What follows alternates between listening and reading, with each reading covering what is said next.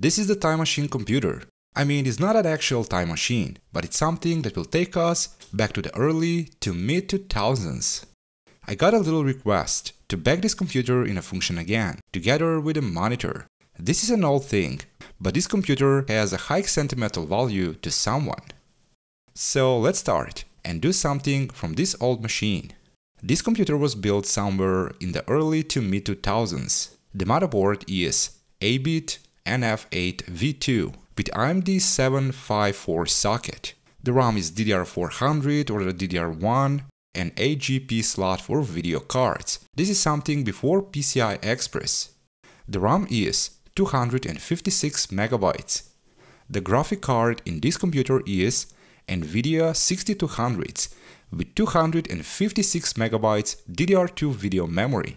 The hard disk is 80 gigs in total, and the computer has CD-DVD rewritable ROM and floppy disk device. I'm not sure about the computer case, but this computer case is from the old era. The motherboard is mounted directly on the case. I mean, the case doesn't have two side panels like today's PC cases. The case has only one removable side panel. Before I continue with cleaning, first, using a vacuum cleaner, I collect all the dust, dirt and the spider net from the inside of the case and from the PC components. When I've tried to remove the CPU cooling fan, the whole CPU came out. I mean, I almost tore the CPU from the socket. Fortunately, I didn't damage any of the CPU pins or the CPU socket. There is so much thermal paste here that the CPU is literally stick to the heatsink. Carefully and slowly I remove the CPU from the heatsink.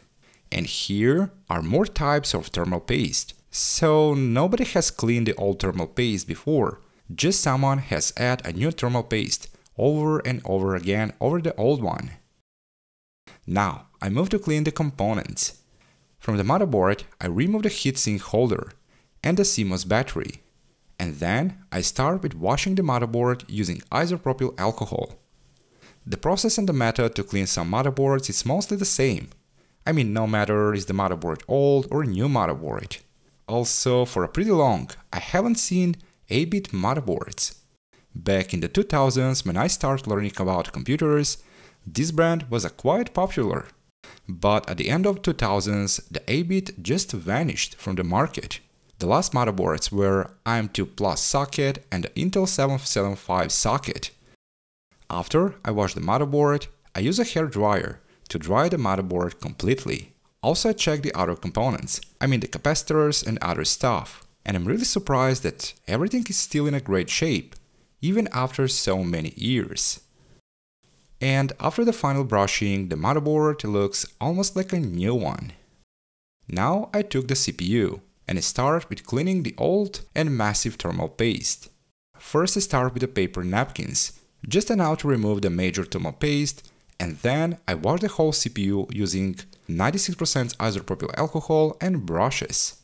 At this point I had to be very careful to not damage some of the CPU pins. The heatsink and the other plastics, except the cooling fan, I wash it using soap, warm water and degrass. And the cooling fan, I wash it using 96% isopropyl alcohol.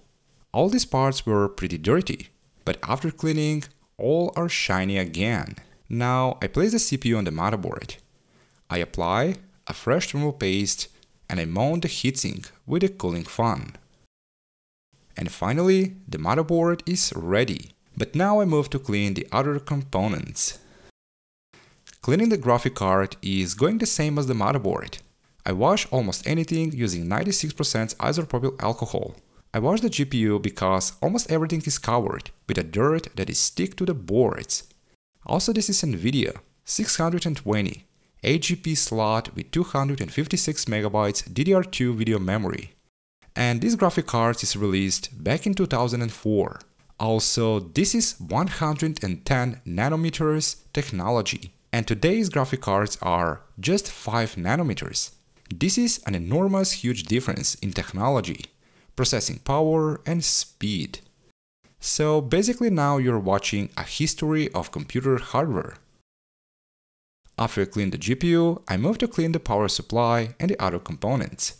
The power supply looks a little bit newer, and I'm pretty sure that this is not the original power supply from this computer.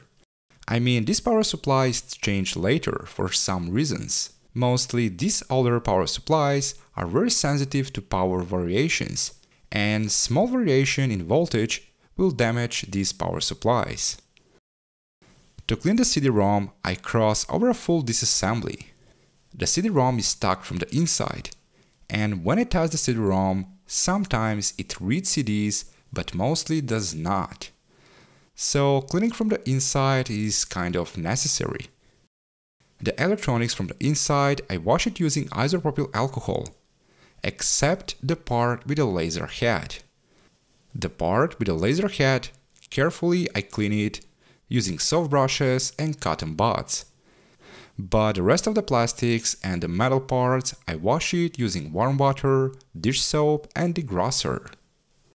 Also, I have done the same thing with a floppy drive. I disassemble the drive, I clean it, I wash it and then assemble it again.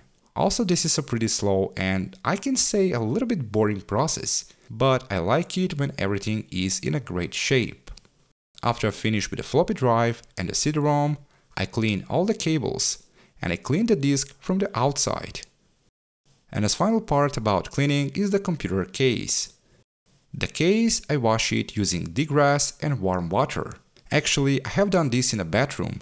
I mean, I shower the whole computer case. So this is the only way to make the case shiny and clean again. And finally, I move to assemble the computer.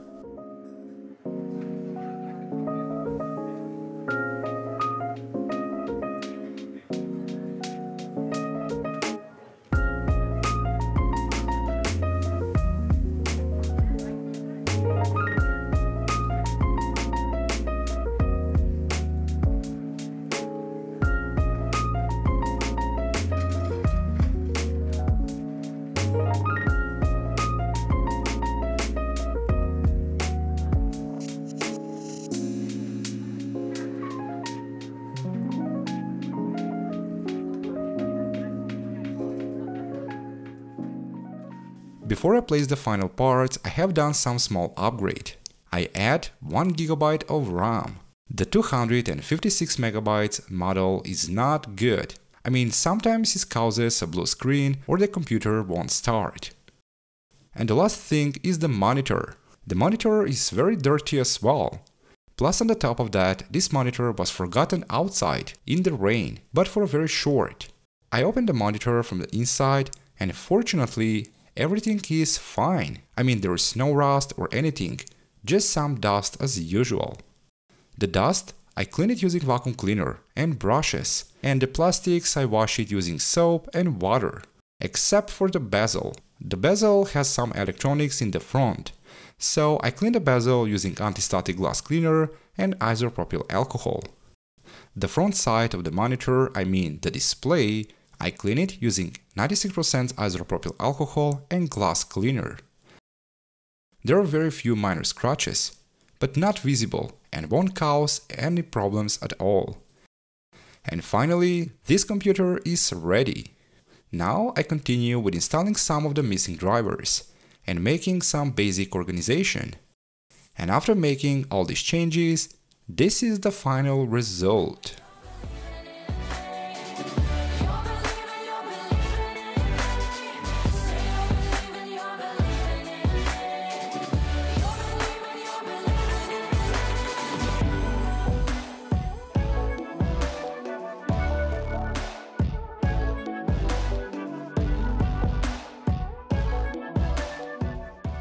Now let's take a closer look at this relic. Boot into the windows, the wallpaper and even the desktop icons are very familiar to most people. Also, all the things here were on this computer already. Here are some softwares that probably most of you have used at some point. I mean, there is a BearShare that was widely used to share files and music. Also, here we have a Windows Live Messenger, Yahoo Messenger and Mirts. Mirts was widely used in the late 90s and 2000s, but I think it's still alive today as well. and the last time when I used mirrors was nearly 20 years ago. Also here we have Skype, McAfee antivirus, browsers, and Nero burning ROM. I remember people who had Nero on their computers were always burning some CDs to almost anyone. And as final, there are some games on this computer, and the first game on the list is World of Warcraft 3.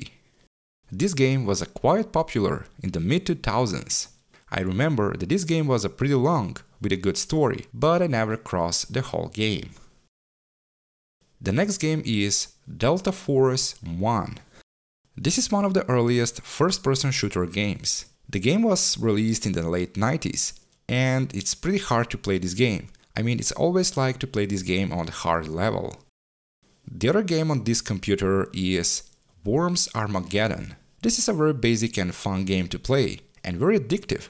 Especially it's great when you play together with friends or make some home tournament. I mean, actually we did something like that long ago with family and friends. And the last game is GTA Vice City. This is a well-known classic, and I think one of the most popular games except GTA San Andreas. And these both games I think were to almost any computer back in the 2000s. And this is all about this old computer, and I'm very glad because this machine is working again. Also, maybe this is old tech and is not worth restoring anymore, but the experience when you play some old games on some old hardware feels much different. I mean, the charm of the gaming is different and unique. Well, I hope you enjoyed watching this video, and I hope this video will give ideas and inspiration to back in function some stuff or some tech. Thanks for watching, and I'll see you in the next video.